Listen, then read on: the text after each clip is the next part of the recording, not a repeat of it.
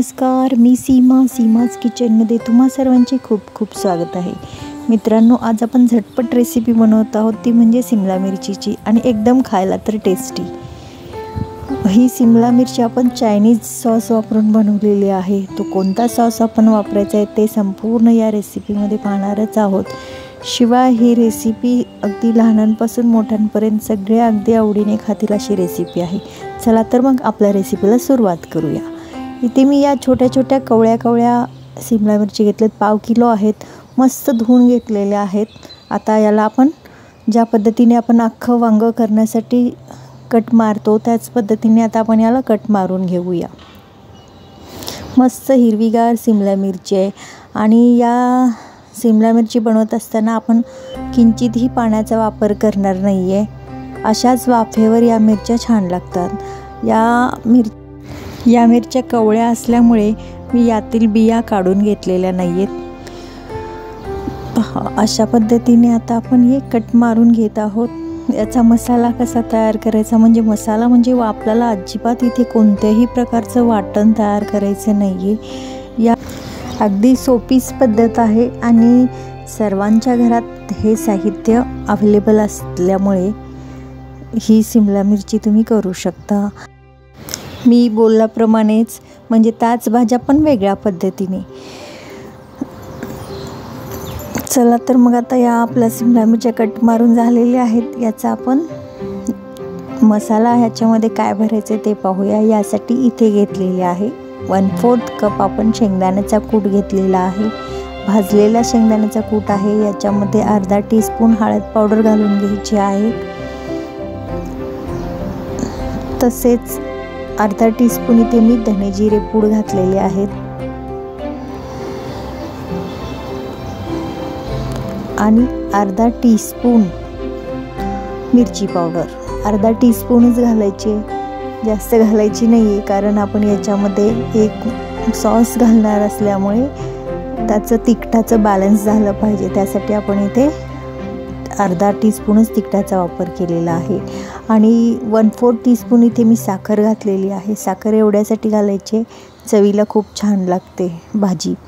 तसेच चवीनुसार मीठसुद्धा अगदी अंदाजानेच वापरायचं आहे, कारण ऑलरेडी सॉसमध्ये सुद्धा मीठ असणार आहे। त्यामुळे अगदी अंदाजाने आपल्याला इथे संपूर्ण मिठाचा वापर करायचा आहे। तसेच बारीक चिरलेली कोथिंबीर मी घालून घेतलेली आहे। आता सर्वात शेवटी आपण जो मसाला वापरणार आहे, सॉस वापरणार आहे, तो म्हणजे आपण इथे शेजवान सॉस वापरत आहोत आणि शेजवान सॉसमधील शिमला मिरची खूपच टेस्टी लागते। मी इथे या 1/2 किलो मिरचीसाठी जवळपास 4 टीस्पून शेजवान सॉसचा वापर करणार आहे। तुम्ही तुमच्या अंदाजानुसार, म्हणजे तुम्हाला तिखट किती हवे आहे या अंदाजानुसार तुम्ही तिखट मिठाचा बॅलन्स करू शकता। इथे माझ्या घरी थोडंसं म्हणजे तिखट आणि मिठाचं प्रमाण कमी असल्यामुळे मी इथे थोडं कमी घातलेलं आहे। तुम्हाला ज्या पद्धतीने तिखट हवं असेल त्यानुसार तुम्ही सॉस आणि थोडी मिरची पावडरसुद्धा वाढवू शकता। आता हे सर्व आपण सॉसमध्येच पूर्णपणे मिक्स करून घ्यायचं आहे।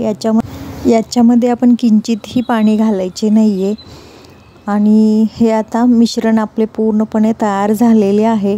आता हे मिश्रण आपण ज्या मिरच्या आपण शिमला मिरची कट करून घेतलेली आहे त्याच्यामध्ये अगदी तळाशी जाऊपर्यंत हे मिश्रण भरून घ्यायचं आहे।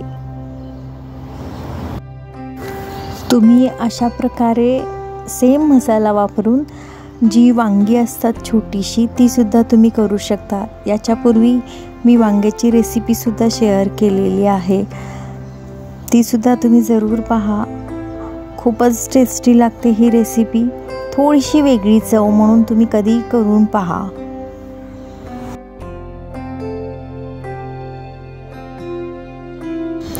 पहा, अशा पद्धतीने एक एक करत आपण संपूर्ण या शिमला मिरची भरून घेऊयात। अजून एक महत्त्वाचे म्हणजे माझ्या चॅनलवर जर तुम्ही नवीन असाल तर चॅनलला सबस्क्राईब करा। त्याचबरोबर बाजूला जे बेल आयकॉन आहे ते प्रेस करायला विसरू नका।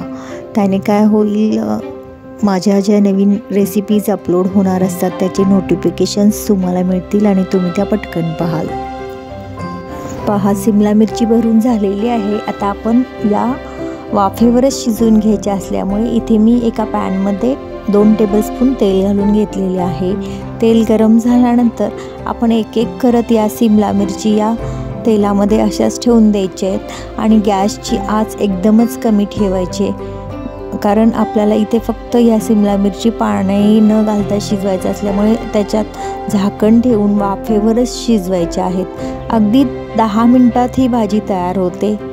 पटकन कधीही तुम्हाला जर कोणती भाजी खावीशी वाटली तर अशा पद्धतीची तुम्ही भाजी खाऊ शकता, कारण ही भाजी 10 मिनिटात तयार होते. अगदी म्हणजे जर तुम्ही घड्याळ लावून जरी पाहिलं तरी 10 मिनिटातच तयार होणारी भाजी.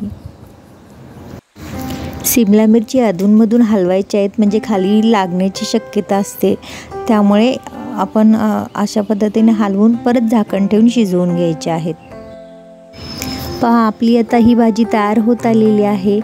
तुम्हाला ही माझी आजची रेसिपी जर आवडली असेल तर व्हिडिओला लाईक करा, जास्तीत जास्त शेअर करा तुमच्या फ्रेंड्स आणि रिलेटिव्समध्ये, आणि चॅनेलला सबस्क्राईब केले नसेल तर सबस्क्राईब देखील करा. आपण पुन्हा भेटूया अशाच नवीन रेसिपीसोबत. तोपर्यंत स्वस्त खा, मस्त रहा, नेहमीच आनंदी रहा.